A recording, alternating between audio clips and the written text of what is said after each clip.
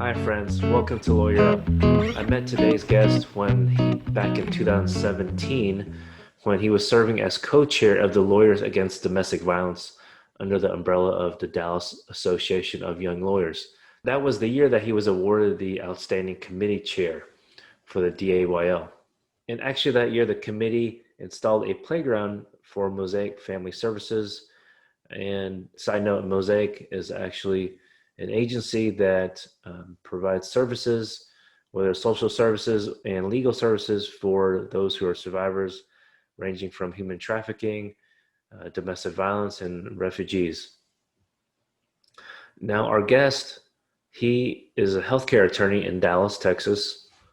Now, our guest today, he advises healthcare companies on a variety of business transactions and regulatory compliance, and defends healthcare companies against government investigations and commercial litigation. He also advises healthcare companies when there's an investigation with the Office of Inspector General and Department of Justice investigations. Those related to Stark Law, state and federal anti-kickback statutes, False Claims Act investigations, audits, and HIPAA. Currently works at Barnes Thornburg in Dallas, Texas. He has represented hospitals, pharmacies, medical suppliers, laboratories, physicians, and other healthcare providers in fraud and abuse compliance matters, government and third-party investigations, payment issues, and healthcare business transactions. He actually earned his JD at University of Kansas School of Law, and around that time is when he had gained some experience on the political side. Now, in today's episode, we're going to ask him some questions about his experience with politics and, of course, his law practice. But most importantly, today's episode is to cover why election protection is necessary, and that there are actually situations where someone has been, whether as a poll worker, for example, trying to prevent a person from voting. Our guest today has experience working on different levels of campaigns, including President Obama's campaign. And you'll hear what he's up to today, where he lies now within the political spectrum. And with our guests, we have a chance to even discuss what it's like with a work-life balance during this coronavirus period. And his name is Matthew Agnew. So without further ado, let's dive into our interview. Welcome, Matthew Agnew. How are you? I'm doing great. Thanks, John. Well, we had a chance to speak a little bit earlier, and there's a lot to talk about. But just if you could share your background a little bit. I know you're an attorney, but please, we practice totally different type of areas. Can you explain what you practice? Yeah, so I'm a healthcare attorney, and most people kind of think like, oh, so you sue doctors, and it's not that at all. Actually, I help hospitals, kind of physician groups, laboratories, pharmacies. They have like a pile of laws that they have to understand, and so I help them kind of understand what those laws are. And then I'll help kind of buy and sell those companies as well.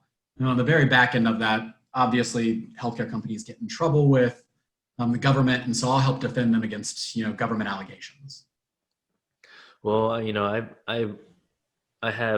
receive e-newsletters from the DOJ, so there's always something about Medicare fraud or allegations at least. So I'm sure you're definitely busy trying to prevent that to happen in the first Purely place. allegations. Right. Merely allegations. We'll keep it at that. Yeah. But what propelled you to become a lawyer in the first place, or go to law school, let's say? Interesting. This kind of wraps into a lot of the overall story here. But when I was, I don't know, I say when I was young, but I think C-SPAN didn't come out until like 91 or 92. So I thought it was when I was like 3 or 4, but I think it was like when I was 4 or 5. Don't tell me that's also your favorite channel. Well, not today. I grew up. But when I was young, I would watch C-SPAN, and I don't know why. I did find it fascinating. And I'd ask my parents, I was like, what does it take to be them? The people on TV. And they were like an elected official? And they're like, yeah. And I was like, they're like, oh, you have to be a lawyer. Which is kind of funny because it's like roughly only 15% of elected officials are lawyers. But the common lay person just thinks like that's what a good elected official is. They're a lawyer, right? And so I was like, okay, I'm going to be a lawyer. What's funny about that is as I've like grown more and more, I've become much more wed and interested in the law than I have politics. And part of that's because of the toxic nature of it these days. But, Sure. if I saw kind of more people out there, just fighting for the good of people, I think I'd be a lot more interested in it. Absolutely. And you were kind of speaking about that earlier, about people being reasonable, talking to someone across the aisle on the other political party. Can you speak about that again? Yeah, this is something that I don't think a lot of people see, and it's interesting because I would say prior to working in politics, I was kind of very partisan minded, at least in the thought process that like this is good versus evil, right? Like the Democrats and the Republicans, one represents good, one represents bad, like whatever side you're on, the other side's the worst, right? And I started working in politics, and what I kind of found was sure, there are people that are distasteful on both sides of the aisle. Like, I just think that's natural of any profession, of anything you do, of any place you go. Like, there's a group of people that are just like, oh, I don't really want to be around them, right? Right. But the vast majority of the people there genuinely wanted the people back in their district and the people in their state to do better, right? Like they wanted them to make more money, to have better health care, and to sorry, I'm going to take care of this dog situation real Oh, quick. that's your dog? I couldn't know it was my dog. I can back up there a little bit. That's okay. Um, so what I just basically found out was that the people on the other side of the aisle are human beings too. They may have a different perspective for whatever reason that might be, whether they grew up in a rural area, whether they grew up, homeschooled, whether I'm typing now. I apologize, but like you get like they may have different like I'm not I'm a spiritual but not like a religious person, right? Like if someone who's deeply religious, they're going to have a different perspective at life, right? But most of those people didn't come to that building to hurt other people. Like it just Right. wasn't there. And Right. so I mean, I hadn't worked in those sort of buildings since 2010. So my hope is that that's still true. I think, we're seeing more and more partisanship, but I'd hope that these people can see the good in each other. I mean, the reality is we all hope that we all do better together. Like, I think that's what that's how I've always seen the American dream, but I know that there's a lot of individualism packed in there too. I feel like social media has created politicians or candidates to act a certain way. Like they're forced to act like, I hate to say it, but President Trump, in my opinion, he's an actor, right? Mhm. Other people can feel differently, but his experience is show business. So anyway, so I feel like a lot of other politicians, whether red or blue, feel like they have to portray themselves a certain way, and it's very unfortunate. Yeah, this is the lock of the two-party system. I mean, Yeah, that too.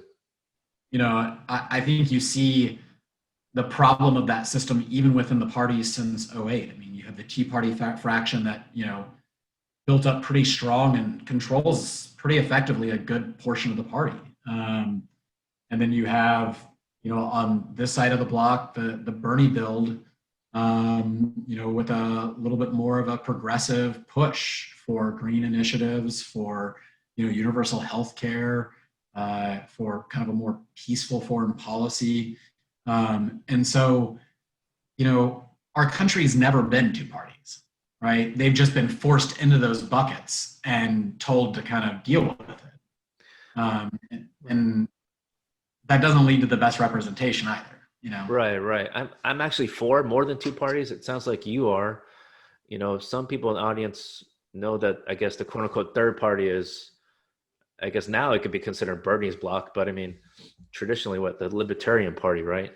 Can you, this could be a whole separate episode, but can you explain a little bit more of why maybe some of the factors through history has kind of created this two-party system?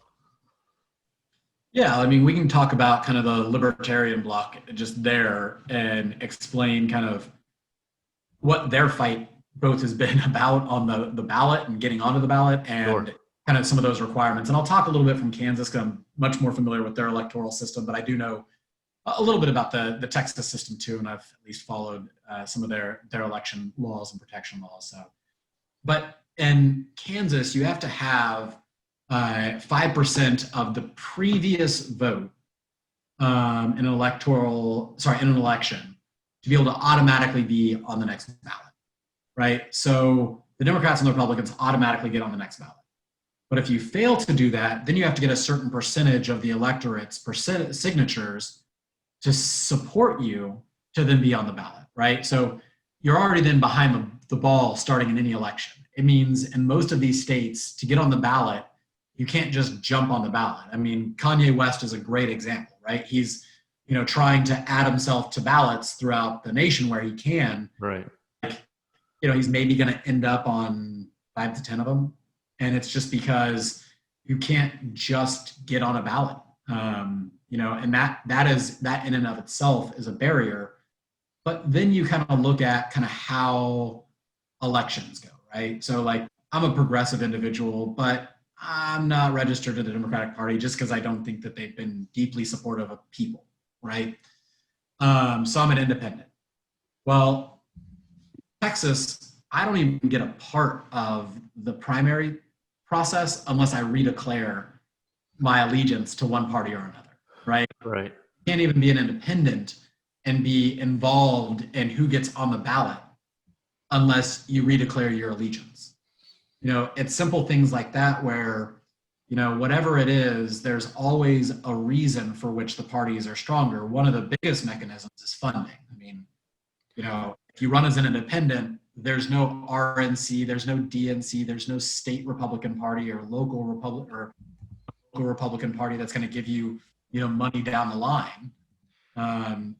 You're going to be left kind of funding from scratch. You're not going to have like other, fundraising lists to start with, or, large organizations that by de facto just kind of support you. Yeah, it's like the institutional group, I suppose, the party that's there to support you.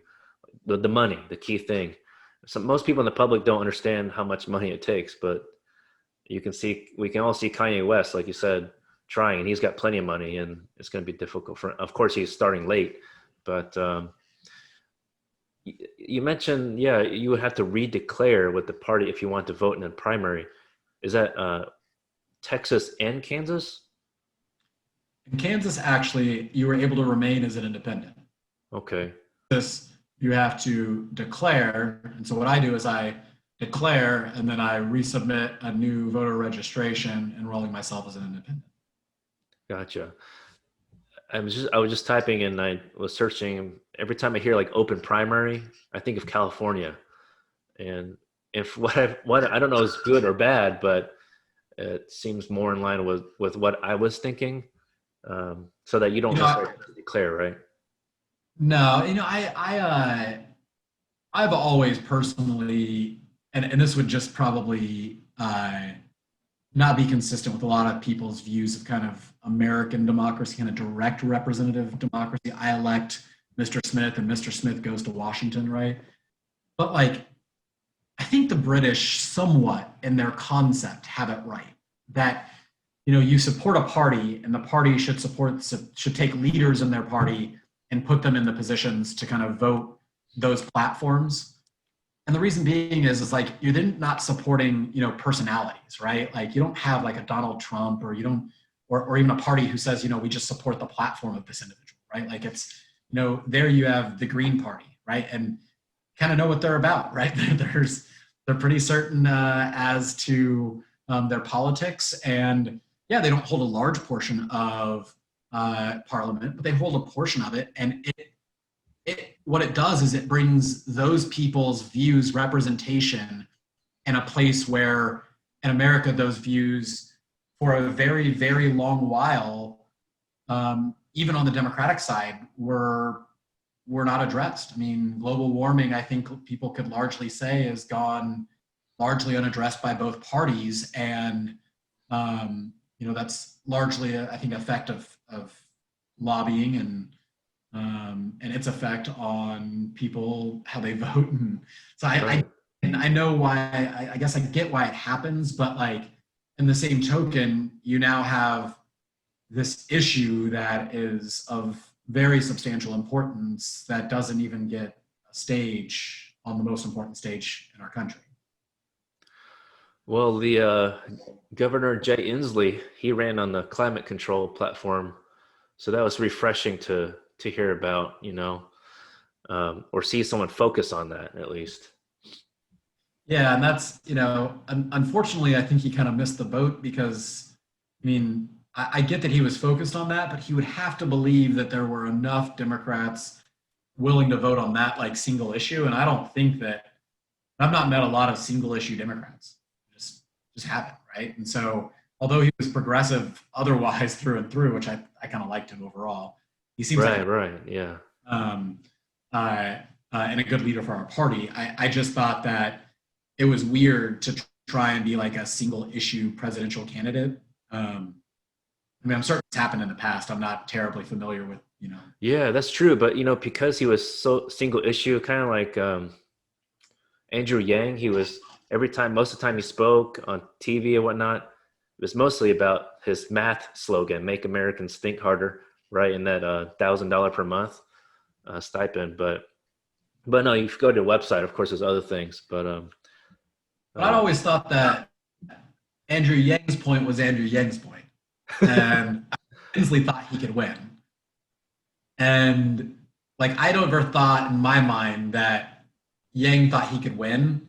I thought what he was doing was literally doing what he was saying he was doing, which was make America think again. Like, is a basic universal income important as we move forward? And should we be having that discussion?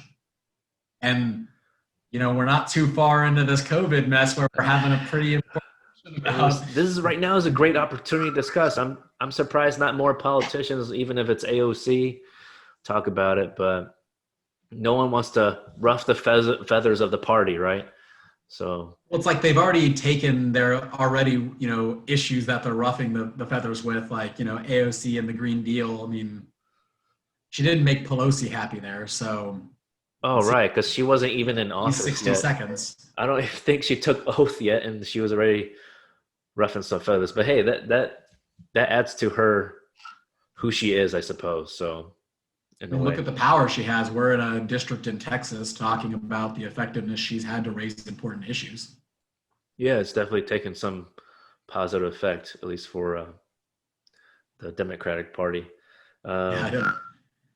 She might be more well, for the other side now, but yeah, the I'm just thinking of the next question because I had a couple things to transition to, but you talked about your experience a little. You alluded to your experience a little bit, campaigning and working for a politician.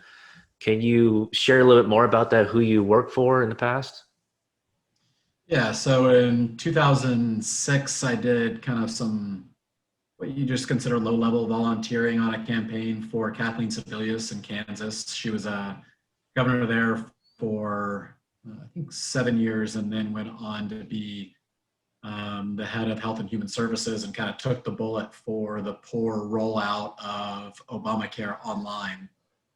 I remember And that. yeah, that was unfortunate because she is just a brilliant human being. I mean, and a dedicated public servant, like not like we've seen in a long while, in my opinion. I mean, she and Obama kind of had a lot of the same kind of just no drama, get the job done perspective, and she was great for the state. So, um, but I then worked and did kind of like volunteering, just light for like local campaigns in '07, and then in '08, I worked on a state house races district race. That was a gentleman named Raj Goyal, and he was elected already to the 87th district in Kansas. And so we were working to get him reelected in a district that was roughly 65% conservative. We got him reelected at a very, very healthy margin. And that was a great election year. And then in 2010, I worked on the election campaign for that same gentleman, Raj Goel, but he was then running for U.S. Congress. That was an interesting year because it was a lot of kind of upbeat feeling through 2010. Things were going great, Mhm. but like we were on a campaign. I think our numbers were miraculously in like an R plus 14 district. I think we were polling within the margin of error, and on one of the polls we were like a percentage over. And then I remember it was like October 12th, maybe October 13th. The Tea Party craze had just hit its stride. I mean, in a way that had pushed back really effectively against this argument that the ACA was an effective piece of legislation. And interestingly, at that point, we were in contact with the entire state's, uh, Democratic Party candidates that were running. We kind of knew their polling numbers. We shared our polling numbers. Kind of one of the things you do as a campaign to kind of see, if you're at a statewide race, you want to kind of see how those local races are polling as well, so that you're kind of putting the right message and the right spin on things. Right. And sometimes you'll also just cross. They may ask, "Can we pay an extra $3,000 to ask about the governor in your district too?" Right? And so we share a lot of that data, and it was just insane. I mean, like overnight, I would say around October 15th, 16th, the data just flipped. I mean, it went back to pure numbers in Kansas. From whatever momentum that did, we basically spent $2 million and didn't move the needle from the previous race. And so it went from, feeling like, oh, we may be able to do this to, geez, that went just poorly. And sadly, I'll say, candidate who won that and went on to both develop his reputation and now sit as the Secretary of State was Mike Pompeo. Oh, wow. So Honestly, I didn't read about his history, his previous positions. yeah, that was his first campaign as well, and there's Todd Tiart was running for Senate. He was the previous holder of that seat, and so we ran against him, and that did not go favorably. The one thing I can say is he is as displeasurable as he seems on TV, and I don't from like a Democrat or Republican side, like I don't even know that his wife likes him. Like, I mean, like he's just not a happy human being. Like, and he's snide and he's short with everyone. And well, I shouldn't go on. He is the Secretary of State who did run the CIA. That doesn't seem to fit the bill or personality of a Secretary of State.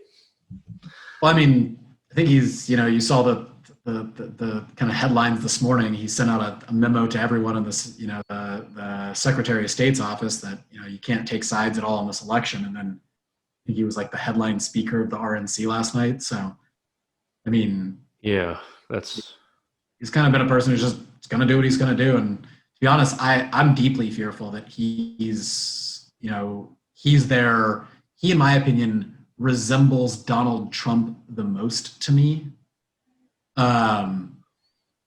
In his projection of strength, graduating first leadership, first in his class at West Point, graduated very high up in his class at Harvard Law.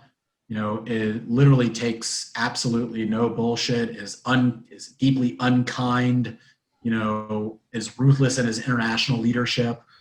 I mean, I do think that he's if Trump loses this election, he's one of the people who will spend the next 4 years trying to take up the mantle in 2024. Well, I don't normally predict things for the other party, Republicans, but I'm hoping Paul Ryan comes back. That's my theory, to run for president in 4 years from now. We'll see. If he quits trying to get rid of Social Security and Medicaid, I'd be open to that discussion. But He's got, Yeah, not saying he would be the best, but if you had to compare him with Pompeo. to be honest, like I told my wife the other day, I was like, you remember back in 2012 when everybody treated Mitt Romney like he was the devil? Well, yeah, let's bring him back. That's right. It's like, bring Mitt back, bring Yeah. him back. It's just He like, sounds so reasonable these days in Utah. Oh my goodness, how times that's have right. changed. Yeah, that's right. Yeah, it's pretty I unfortunate. remember this. I know this a little bit to the side, but yeah, I remember when Mitt Romney got criticized for something at a debate, and I can't remember exactly what it was, but now it's like so minuscule compared to what's going on the last 4 years. I remember post one of the debates, one of the bigger criticisms was that he was going to kill Sesame Street. Oh wow, Like that I thought he was gonna defund PBS, that's right. and and I was like, that's what we were like. That was, and so that just like, it also just tells me to, if we can get back to normal, to remind ourselves that things can get worse, and maybe the other person on the other side of the aisle isn't as bad as it could be, because I personally will take some blame for this, but the more and more we've raced to the bottom, both parties, the further we've raced to the far left, the far right, listened to each other less, and become more divisive, is exactly the reason why we have a president like we do today. Right, absolutely. And sometimes you're like, well, maybe we could deal with 4 years of that, but there's like 175,000 people dead right now. That shouldn't be. I mean, and I'm not saying that the numbers wouldn't have been something, but there's a chunk of people who should have never died through good, strong, solid, leadership. And it's just Well, frustrating to yeah. see Well, that. you and I have learned causation in law school, but the percentages, the probability could have been less people for sure if he had given other type of warnings to be more cautious in the beginning. We're not like treated the mask like it's a masculine or feminine thing, or like, not, poo-pooed it. I mean, like, his own family, he himself was following these rules, it just, it's this idea that, at least my personal opinion, I'm not sure we'll ever have the answer as to exactly why he did this. My feeling is like, he knew that he's most likely to win when he's in front of big crowds. And the biggest threat to big crowds was COVID. And so the only way to be able to create that environment where he has a better chance of winning, and look, I mean, his polling numbers are sliding. I mean, what did he do? He's getting back on TV every day because he's got to figure out some way to recreate that energy that's otherwise created with those crowds. And so I think that a lot of it just had to do with this, if I act like it doesn't exist, maybe we can get through the election and, we'll deal with it then. And maybe I'm being hopeful there. Maybe he just didn't care to deal with it at all. But Who knows? We can't get in his brain behind every tweet. That's just insane. we just can't do it. We just can't do it. Let's not try. But I'm good with that. no, if we could shift gears, because we could talk about that president for a while too, separate episode. But and the policies that he's put in place. Um, but we can come back to election protection. Um, through your experience with the different candidates, did you experience any issues of election protection in Kansas or nationally? Yeah, so it's interesting. Texas and Kansas have kind of pretty substantially different laws. In Kansas, like, anybody can work election protection. So like, I was on a campaign and I was at the election location on behalf of the campaign, trying to make sure that they were doing right on the campaign's interest, right? Like, I wasn't there for democracy, or, now that's not saying that I didn't have those same interests, but like, but I was there specifically for the goal of ensuring that my candidate wasn't kind of being railroaded, or wasn't, sometimes what will happen, let's kind of back up and kind of explain why it might be important to have someone there. Sure.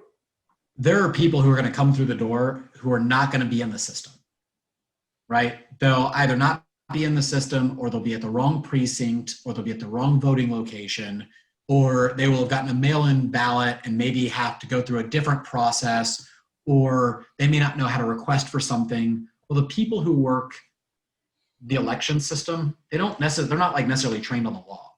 And so as a result of that kind of lack of training, that legal training, you can kind of be there to say, you know, because your hope is that you're somewhat trained. At that point, I was literally a college student. I mean, that's kind of why I'll get back and talk about the difference with Texas.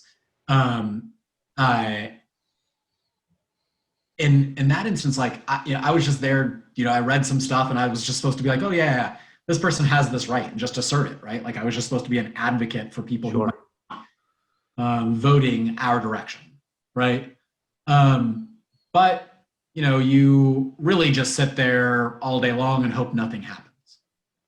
I think that, you know, one of the things we've seen for a long while, even before my time, but it was lighter then, it didn't feel as intense, was that conservatives felt, for whatever reason, it was valuable to restrict voting rights. You know, they started with the easiest of low-hanging fruit, which were people who go to prison. Right. But like, you ask yourself, like, are those people not governed?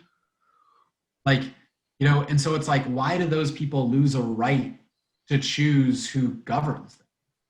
Right? Like, you know, why do they lose a right because they've committed a crime to that right? And I mean, there are fundamental human rights, right? And some of them is like the right to freedom, right? And so when someone commits a crime, we deprive them of the right to freedom, right? But like in some places like China, they're depriving them of their right to religion, right? Right. We didn't choose to do that here. So why is it that we chose voting?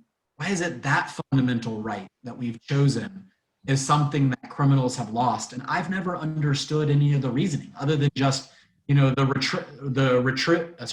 retributive justice, like retort of, because they deserve it, right? Like that's literally the response that I seem like I come down to is like the other side just says they deserve it. And so you kind of go past that. And I saw this first when I got involved in politics in 2008. I think it was the 2009 legislative session in which they were trying to introduce legislation that required photo identification to vote. The argument being that, you know, somebody else would show up in your stead and they would vote on your behalf, right? It wasn't happening anywhere. It wasn't, you know, there wasn't like widespread fraud. No one was being prosecuted widespread, or even in my understanding, I think at that time, there were like 5 prosecution cases not dealing with that particular issue, but just voter fraud in general in the previous 20 years. So it was a complete non-issue. And they could have put exceptions in there, such as like bring your utility bill, right? But they didn't, because they're in Kansas, it's usually a veto majority state, a veto-proof majority state for the conservatives. And so they required photo identification. And they knew, pursuant to a federal report that had been put out, that it would create an institutional barrier to older adults and to poor individuals, which particularly are minority populations in Kansas that would be impacted by this decision to, you know, require an effective poll tax for voting. But they pushed it there, and they pushed it in almost every state that they can. And they know that it's just an effective means of cutting the vote. The other thing they do is they what they call is purging the voter rolls. If you register to vote one time, but you don't vote for a certain period of time, and sometimes they just change whatever that period of time is, you know, when they want to. Right. That's not going to make the headlines. I think that happened in Georgia, right? With Stacey Abrams, that election year. Yep, that's exactly what they did. Is that one of the things that they did was they purged the voter rolls. And it's like, if you've got good ideas, if your principles are sound as a party, put them up for vote and let the people vote, right? Like, you know, these arguments about voter fraud, I mean, they're just limited to non-existent. And when they are, they're not speaking on the ones that have actually even occurred. I'll need to research more about the recent, you know, prosecutions on voter fraud. I remember Governor Abbott talked about it a couple years ago. There was one lady, it may have been Austin, or she lived in Austin, but I can just say off the top of my head, I'm pretty sure there's more numbers of people who died from school shootings than people who committed voter fraud. I think that's probably fair to say. Yeah. Yeah, in But yeah, you're Texas, it's right. One little. party cares more about voter ID than trying to find a way to protect schools. It's crazy. Yeah, I mean, the one instance we do know about it is, an African American mother, I think in Tarrant County, maybe Fort Worth, who she voted, but she was an ex-felon, and she thought because she was released that she was permitted to vote, and they gave her 5 years in jail. I think I saw And that it's like, headline yesterday, actually. I'll need to look more into that because I was just searching online here which states, in which scenario for which states when felons can start voting again. It shows here Texas, you can vote, your voting rights can restore after completion of your sentence, so that can include parole or probation, and it says automatic restoration after that. So you don't have to fill out something. So I wonder what happened in this lady's situation in Tarrant County. I'll have to take a look. I'm also like, did it really? I mean, the one vote didn't change the election, and moreover, it's like 5 years in jail. I mean, you're seeing sexual assaults and rapes get 6 months, a year, 18 months, and this woman thought she was engaging in a civic duty that she had a right to because she was released from jail, but not, I guess, technically. And on this like technicality, they're like, "Yep, going to jail." And I'm just like, this is, I don't know.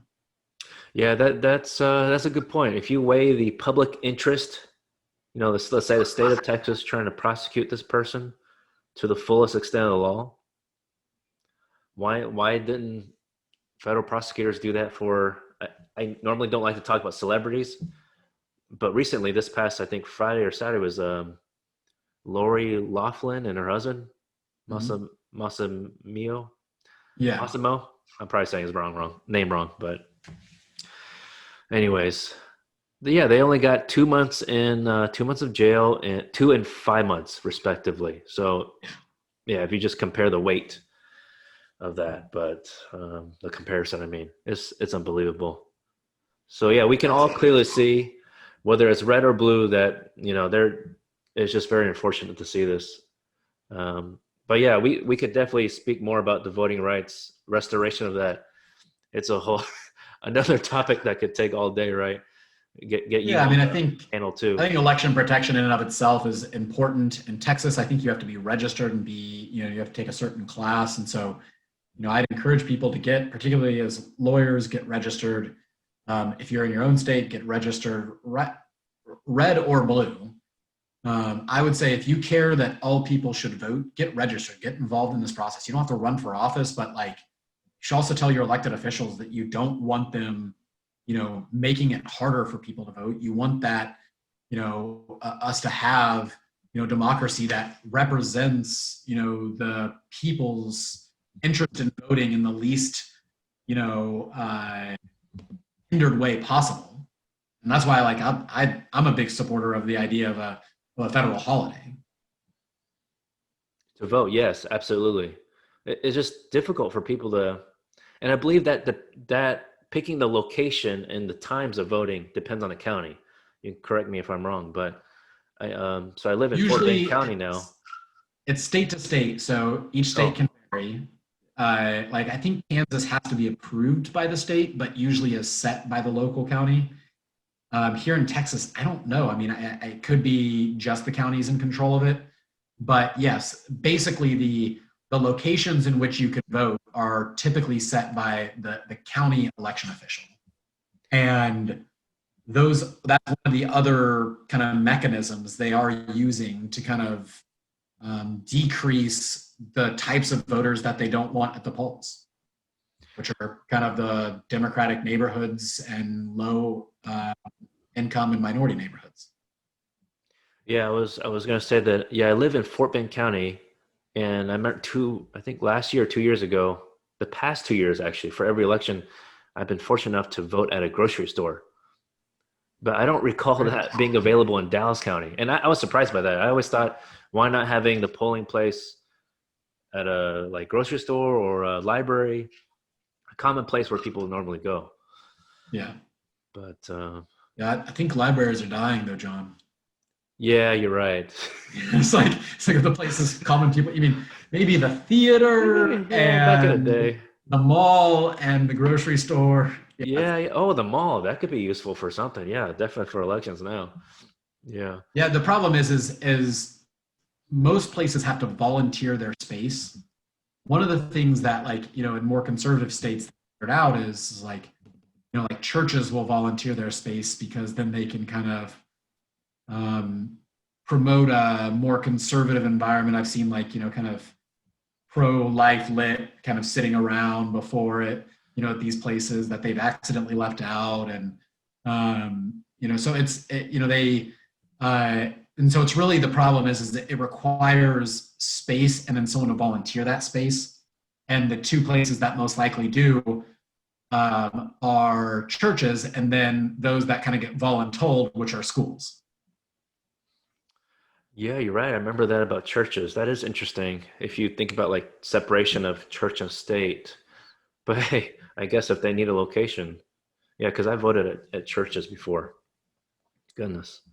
Yeah, Kansas has quite a few at churches. I know a lot of this. I heard maybe it's just Dallas County. I don't know. Who knows? But I thought I'd heard like Texas was trying to get more into schools and away from just religious institutions, not necessarily a church or a mosque or anything. Just like I think they even and maybe it was Dallas County or the county north of us. I thought they had it even at one of the mosques. I mean, it wasn't just Christian or otherwise oriented. It's just the nature of you know that a religious institution probably has preference. And elementary school usually, the teachers might, but the institution doesn't technically. Right. And so I guess that's the big distinction, but I'm not sure it's that substantial. Well, I wanted to share my experience with election protection. Just a quick plug for the audience. I've interned for when I was in law school, Asian American Legal Defense and Education Fund. I know that's a mouthful, but in short, ALDEF. They're in New York City, and part of what I did in terms of election protection back, I think it was President Obama's first and second term, is that we would go down to, I speak Mandarin Chinese, so we go down to Chinatown area and make sure that the people voting have access to a ballot in their language. So it could have been Korean. I've gone to other polling locations that had Korean speakers, but there were fortunately very limited situations where people just didn't even have access to an interpreter, which they are allowed by the Voting Rights Act. So I'm not sure if you had these kind of situations, Matthew, but hopefully not. We see that as a very, very common problem. I mean, I started my career in Amarillo, and I think the school district was providing translation services to like 48 different languages. And so that's an area with 200,000 people. As you can imagine, they don't have an interpreter for all 48 languages at all polling locations. And they certainly didn't reinterpret the ballot Right. for all of those languages. Well, they don't have to, the polling location doesn't have to provide the interpreter, but I should have mentioned this earlier, but let's say I've hypothetically gone to the polling place with my mom.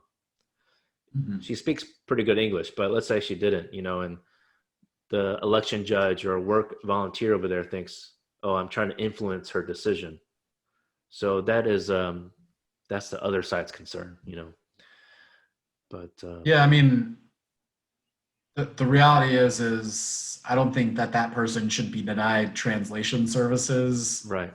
just because they think that the translator, like, that could be just as equally true if there was a paid for translator by the government in that room. Absolutely. Right? Because you're behind closed partitions. Like, you could be using language and subtly encouraging and promoting, or, saying, hey, they really want you to vote for President Biden here. Right. Right. Like, and so I would think that's just as true as someone else who would be in that space anyway. And so I don't know why, but yeah, you're right. There is no requirement I think there's requirement for certain languages of translation. I think like certainly Texas's Spanish has one. I know that Kansas, they had to have at least a Spanish. I think we were in a couple areas that had to have Vietnamese translated ones because that was like had a large Vietnamese population. Yeah, I know. I have some friends who have family in Kansas, so there's a lot of Vietnamese folks out there. But I just looked it up. The Voting Rights Act requires if the jurisdiction, so I believe the county in this situation, they need to have 10,000 or more people who speak that language for that language to be on the ballot. So, and they get the numbers through the census. So that's another argument, or another discussion, right? So, yeah. Anyways, that comes back positively then. It goes full circle. Everything we're talking about, Yeah, that's one of my big concerns is, states like Texas, I don't understand just from like the micro sense of our elected officials at the very, very top, our governor and lieutenant governor, kind of supporting the aggressive nature of like the census kind of almost cataloging where people who might be not legally here or supporting the notion of asking the question of immigration status on there and scaring people from answering the question. It's like we now know there's going to be a profound impact to both federal funding, to resources, maybe even our electoral college votes, and yet they're just like, it's good for party. And it's like, not even states put above party now. Like, it's just, and I'm not saying uniquely Republican or Democratic. I just. Yeah, well, I mean, as you know, I practice immigration law. People in general were already hesitant to fill this out because I think just the nature of getting something in the mail and it has your address on it. It doesn't have your name on it, but at least I filled it out online. So I'm not sure. I can't remember if it, associated your physical address with it, but you don't add your name to it. But people can misunderstand and, take it the wrong way. Yeah, I filled it out online. It had my address and had my name, date of birth, race, gender, and the same thing for my wife. Then I definitely forgot what I filled out. Yeah, it didn't take very long. I actually think, everyone needs to fill it out. I understand people who have to make a different decision than me because they don't look like me. And I think that's unfortunate, but if you don't fill it out, I feel for you too. But it's, if you can fill it out, please fill it out for Texas. Like, this state's going to get a walloping, I think, because of that. Yes. Everyone, audience, please fill out your census. You have some time, but it's limited now. Some time. Not much time left. We'll post a deadline in the description below. I can't remember right now, but well, Matthew, I just have a couple more questions. Thanks for your time so far. Can you explain briefly, if possible, the electoral college? Like, how does a delegate come about? And I can understand if Kansas and Texas is different, but yeah, everyone gets different numbers, but I'll kind of explain it. So the Electoral College exists, and basically every state gets an equitable number of votes to their representatives and senators. So in Kansas, they had 4 representatives, 2 senators. They got 6 votes. So for a very, very long time, I can't tell you it's forever, but for a very long time, it has been the tradition of states to give all of their votes to the winning elected, the person who wins the majority of votes in their state. So, a Republican gets 50 plus 1%, they will support the 6 votes to the Republican, right? That's starting to change. I think I can't be quoted correctly. I think it's Colorado has changed their laws to say that they will split their electoral college votes, amongst their electorate. So if, say, if they had 10 votes, if 60% supported the Democrat, then they would give 6 to them and then 4 to the Republican. Electoral college basically is this notion that the states should elect the president based on the representation they were afforded in the Constitution.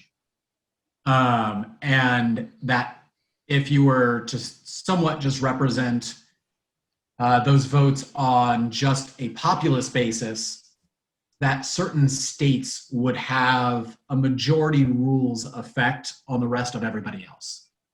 And where you can kind of point to that is like, I don't think, maybe it was 2000 was the last Republican election in which they won the majority of votes. And I don't even know if it was that election. It might have been 96. And so Republicans have just like never, at least for most of my adulthood, has not won the majority of the populist votes.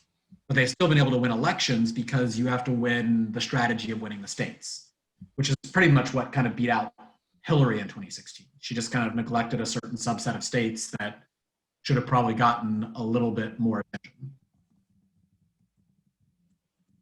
There are some other problems too, not having an agenda, talking about something other than Trump. I didn't realize that each state has a different scenario in terms of splitting the delegates to a certain party, or they don't. Like all of it goes to the winning party. I didn't realize that. That's starting to change. That it used to just be, I'm not sure how many states it is now. Split. There we go. Maine and Nebraska. So I was wrong. It wasn't even Colorado. That's okay. So all other states are what they refer to as winner take all. Winner take all. Okay. And so the delegates are those, because I don't think a lot of people understand, but even I still am trying to figure out, the delegates, are they the current elected officials, the politicians that are currently in office, or are those, because I've gone to a state convention before for when it was not a state convention, but before that, when it was in Dallas County. And I just wasn't able to go to state convention to learn more, but. The state rules are different in each state. Sorry to make that more complicated, but so what it is in Kansas. In Kansas, the party that wins gets to decide from its leadership who they'll send in representation of the delegation. So they could send elected officials, they could send, It could be a mix. Like it could be a civilian like me. It could be a civilian, yeah. Sometimes it is. My understanding is that they the parties will take care of some of their donors this way. I see. Right. Because I remember when I was in Dallas County for one of the events before the state convention, they were asking, it was some kind of process where you could have been selected as a delegate, I suppose. But yeah, okay. Yeah, wow, that's every state is different. They may just get a list of people who want to be a delegate and then take that list and maybe they vote, or maybe, I don't know. I don't know where they go from there, but yeah, it definitely is different per state, and they just decide who then represents their state's votes.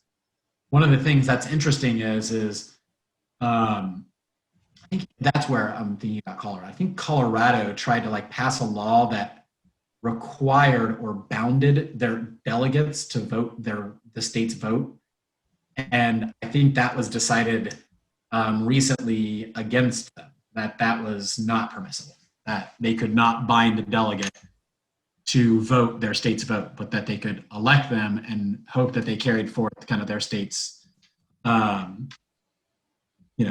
intent and wishes. Interesting. That's like trying to keep, that's good to know that they don't have to bind, they're trying not to bind them, because that reminds me of what AOC did last week at the DNC, right? Her vote was for Bernie. Mm-hmm. So, and I think that was good that she did that to show that, she's sticking with her platform per se. Well, that was poorly explained. And I blame both the Democratic Party and the media for that. But by the mere fact of the number of votes that Bernie had received, he had to be nominated to the floor. So what they were doing is they were showing obviously that they were giving her a spot, that they were going to let her highlight her progressive chops. But her overall reasoning for nominating him to the floor was so that Biden could be then pushed forward unanimously, I right? see. Okay.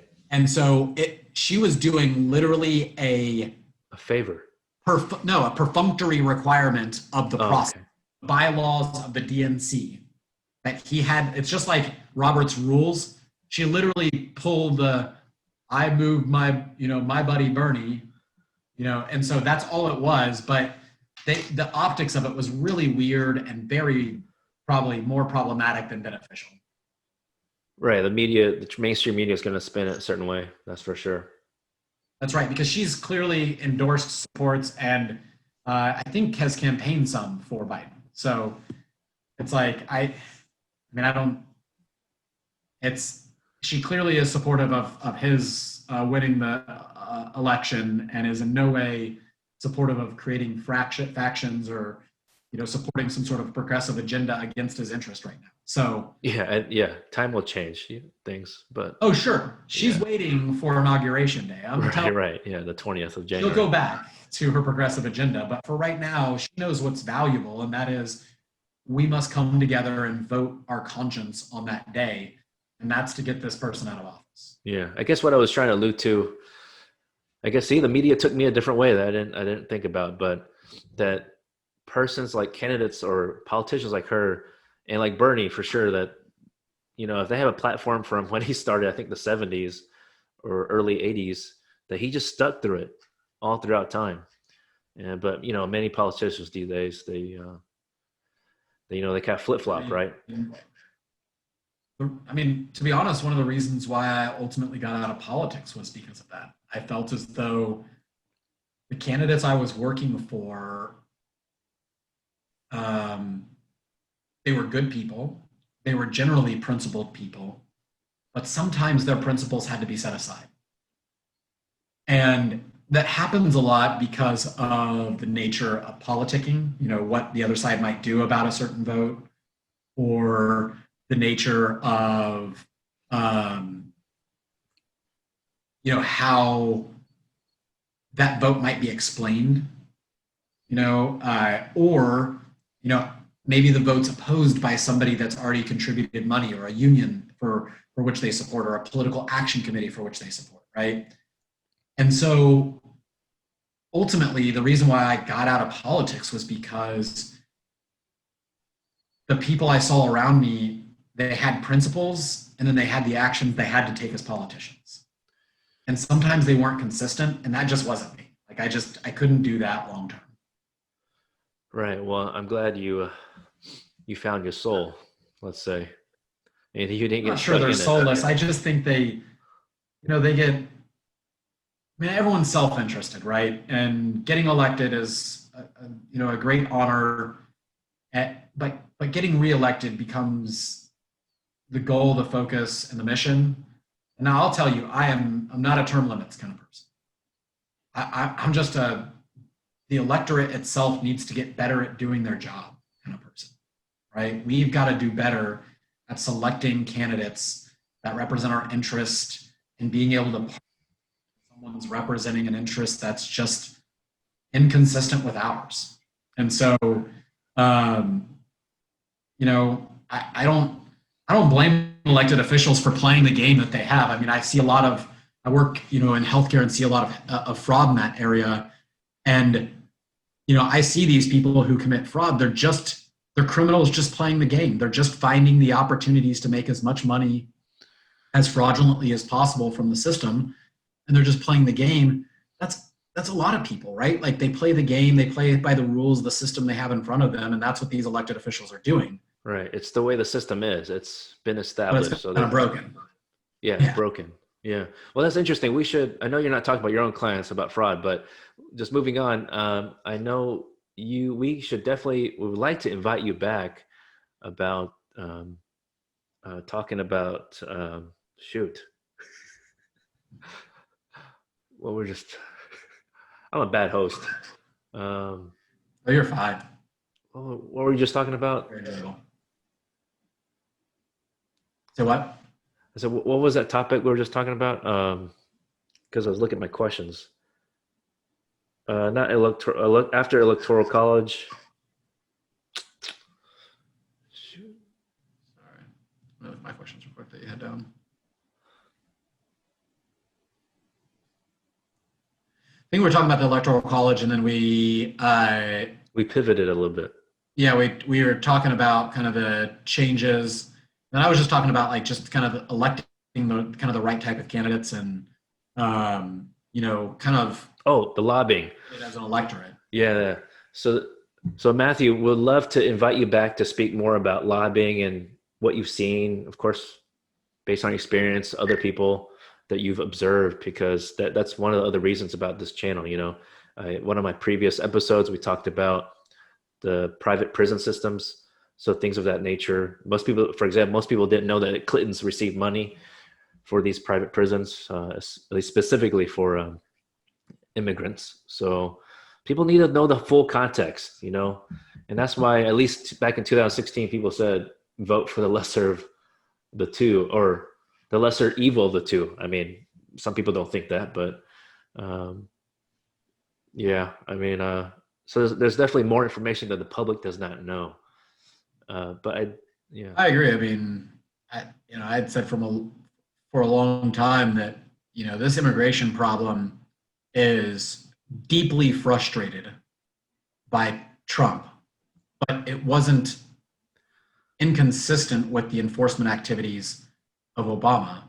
And that was a problem too, right? Like, I think that's one of the issue. And I'm not speaking for all of white Democrats, but I think it's one of the issues that white Democrats kind of get to look over and not think about in kind of their voting. And so it doesn't really it's not a central component of the Democratic Party to support and, make sure that we're very well facilitating, reasonable immigration to our country, right?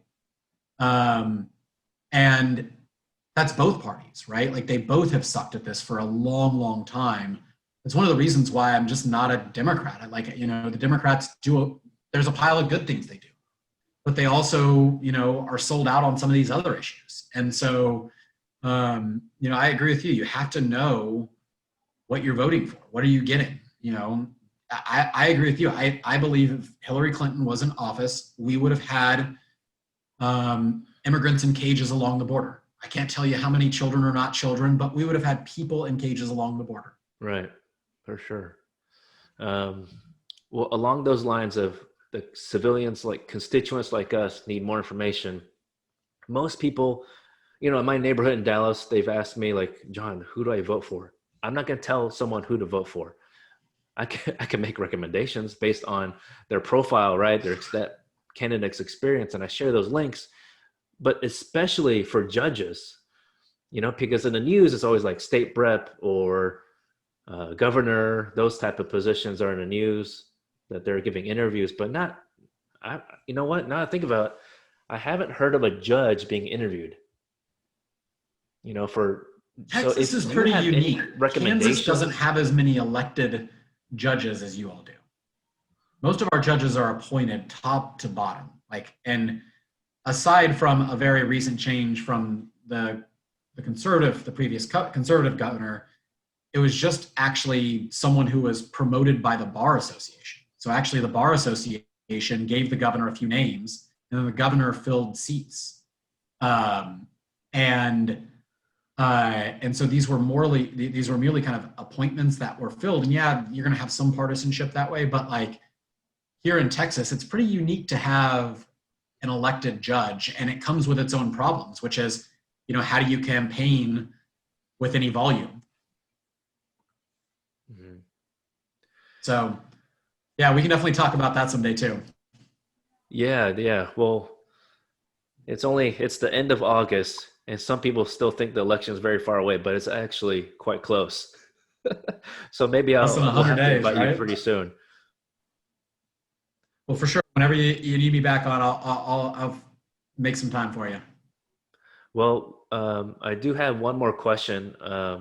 Do you going back to your practice area in the healthcare field, has has COVID-19 affected you in your practice?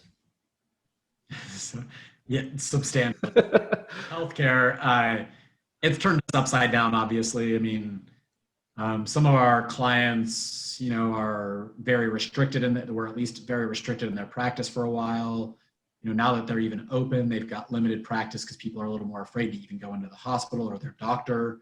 The hospitals are pretty focused on COVID, so they're not, the more profitable services that they might otherwise provide are not being done, so they're running in negative margins. There's a ton of ethical issues that are coming up, such as, when you have two patients on a ventilator and a third patient needs it, do you take one of those patients off and give it to that third patient, or basically sentencing one of those patients to death? That it's changed everything. I mean, I think I think a lot of people say that, but yeah, there's nothing that will be the same in healthcare, and so. We are seeing some positive things though. So I guess I won't be all the way in the pits here. I think telemedicine is something we should have had for a very, very long while, and insurance companies fought it forever. Medicare didn't make it too easy to do either, and they both have been warmer, not the best, but warmer, and encouraging of more telemedicine delivery. And I think that's going to be a good thing. I mean, I think we saw a telemedicine heart transplant or heart surgery the other day, where someone was able to do a heart surgery 20 minutes away using robotic equipment. Oh, wow. So, I'm hopeful in that regard that medicine is learning to get better. I mean, our approach to trying to find, resolve, and rapidly develop vaccines, even before COVID, because of the previous SARS that came out in 2017, is so far advanced than even 2015 or 2010. It's just mind blowing. So there's a lot of things to be proud of, to be happy about. But also as a healthcare person, I've had clients die. I've had our clients, employees die. We're having, piles of bodies stack up at our clients, facilities. It just takes a toll on you eventually to say we can do better. Yeah. And we should do better. And so, yeah, I mean, I think COVID has been, it's been rough. I mean, it's just been terrible for our industry. And I think it will continue to be for quite a while. And so, I hope we as an industry, the smaller businesses can hang on. I mean, that's my biggest fear is, these people who are kind of working paycheck to paycheck and week to week on their income, just kind of getting both substantially reduced or cut off because of this. And that's not a demand for us opening back up, but it's a demand for us having some leadership that gets this under control. Right. Because there's still restriction on elective surgeries, whatnot, for example, right? Yeah, I mean, that's the problem with the media again. They explain it as a restriction, but there's a substantial exception that most of our providers are availing themselves to and providing elective surgeries. So you can get elective surgeries right now, but it was a little bit sexier for the media to say, oh, well, elective surgeries are banned again in Texas, right? And it's like, well, Right, that's true. The governor said they're banned if you can't meet these particular requirements, having certain PPE levels, reserving certain space for COVID-19 patients. As long as you met those requirements, you can still provide elective surgeries, and most of the hospitals out there are. The problem is people aren't electing to get those surgeries at the moment. Yeah, that's the flip side, right? So, yeah, I know plenty of, I'm sure you do too, of course, you know more than I do, but medical professionals, they want to get back to work, of course, to help their team, their staff to be on the payroll as well. But yeah, some patients just elect not to get it done right now, of course. Can't blame them. Yeah, I mean, there's that. There's also, I mean, you've got most school sports that aren't going back in style. And one of the things I talked to my wife about, I get this question asked occasionally by other parents who are kind of new like us too, which is like, what are you going to do about the sports thing, right? Like, and from my perspective, like there is an entire facility in most of these even mid-sized cities that are considered pediatric orthopedic specialists who only do surgeries as a result of sports injuries on children. Uh, They make $500,000 to $1 million a year fixing broken kids where their like parents toss them into these sports. And so, people will have had this conversation with people and it's like, I know my child wouldn't do football because of CTE and things like that, but I don't know, like a lot of these sports can be good for children, the organizational part of it, that being part of a team can be good, but then it's like, like there's a doctor who literally repairs gymnasts because they break themselves so consistently in Texas. wow. I didn't even think about that. Talk about a niche. Yeah, I mean, and they're pediatric orthopedists. And to be honest, Children's has some of the most, I think they're one of the top ranked orthopedists in the nation. So we've got great ones. And it's not to say that they're not fixing children who break things and otherwise, but like there are people who, who have an entire caseload of children who are just broken through these sports programs. And so, yeah, I mean, that's not happening though right now, right? And Right. it's kind of a weird thing to say because you're like, is that a good thing or a bad thing? Like, it's Yeah, like, well, I mean, yeah, it's just kids kind are of a cycle, right? I intelligent. mean, if we just had Yeah, better, can't predict the future, but, or redo it, right? But if we had better leadership from the start, who knows? But, yeah. I wanted to say earlier, congratulations to you and your wife for having a son. I remember that. How old is he now? Is it 6 months already? Adopt a little girl, sorry. And she turned Oh, one. She turned one on the 13th of this month. So, 1. Okay. yes. So Okay. I'm gonna have to she's edit now that part one. out. Okay. Not a problem. But I'm sorry. I thought you said son, but I was gonna say, well, it, related to sports, you know, it can run cross country. That's what I did. Cross country. Yeah. Yeah, it's still a team aspect. Some people don't think that. Well, we've thought about that too.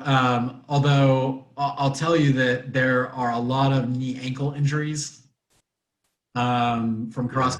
Yeah, it's also a love hate sport. My It coach, my high is. school Yeah. coach, made us wake up or get to practice at like 5 or 6 in the morning.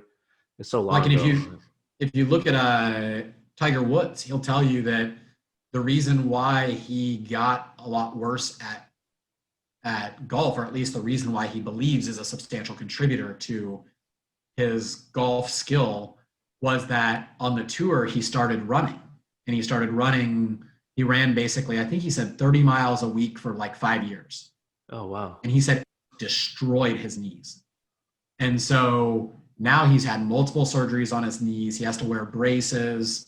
I mean, and so I'm not sure if that's true or not. I imagine a lot of that twisting from golf, probably had Yeah, yeah. People assume that. too. But it's just things like that where you're like, it's like, oh yeah, running would be great. And then it's like this other athlete who's like was once the best, and he's like, yeah, it's what destroyed me. And it's like I feel like I'm reading like the news right now. It's like I hear one thing and then I hear another thing, and it's Yeah, like, that's the other love hate thing. You don't want to run on gravel. I mean, you don't want to run on a concrete if you can.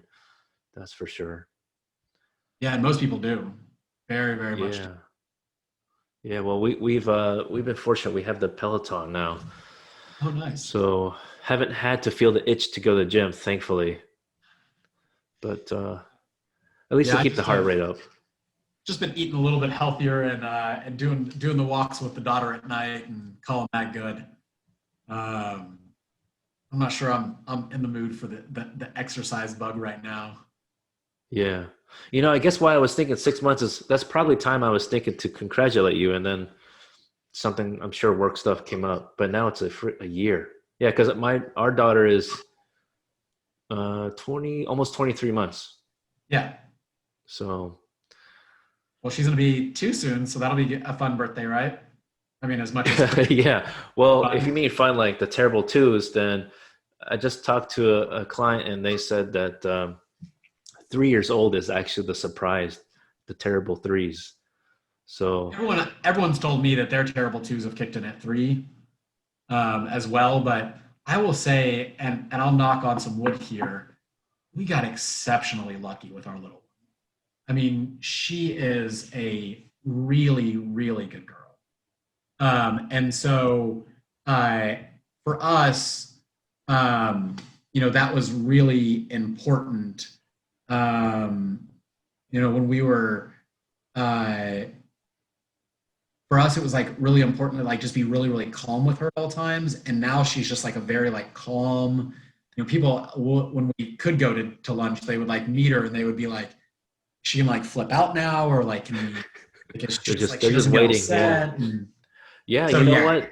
Yeah, there's a lot that we can teach our kids, and we my wife and I have been mindful of that too, like you're saying, the tone mhm. and everything like that definitely makes a difference for sure.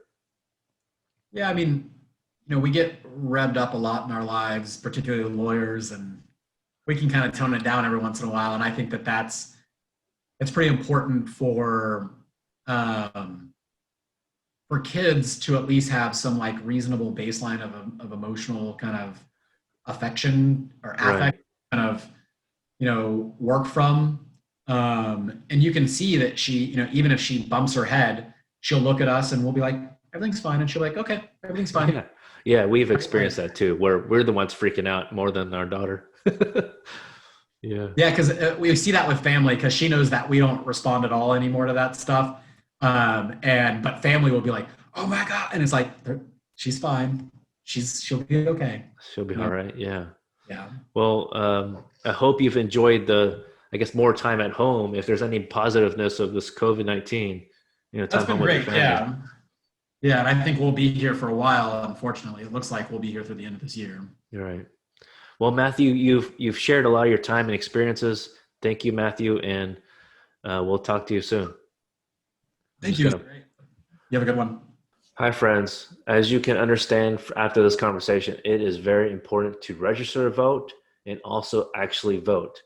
But in addition to that, please take some time to investigate who you're voting for, because oftentimes we're used to straight ticket voting.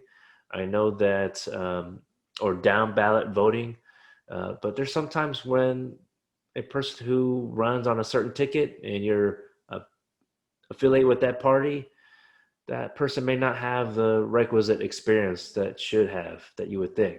Let's not be fooled. Let's do our research and vote for the appropriate person. I wish you the best in this election. Hi, friends. If you haven't subscribed yet, please do so right here below. Smash the like button and please leave a comment. And if you have any ideas of future guests, please leave a comment below. Until then, we'll see you next time.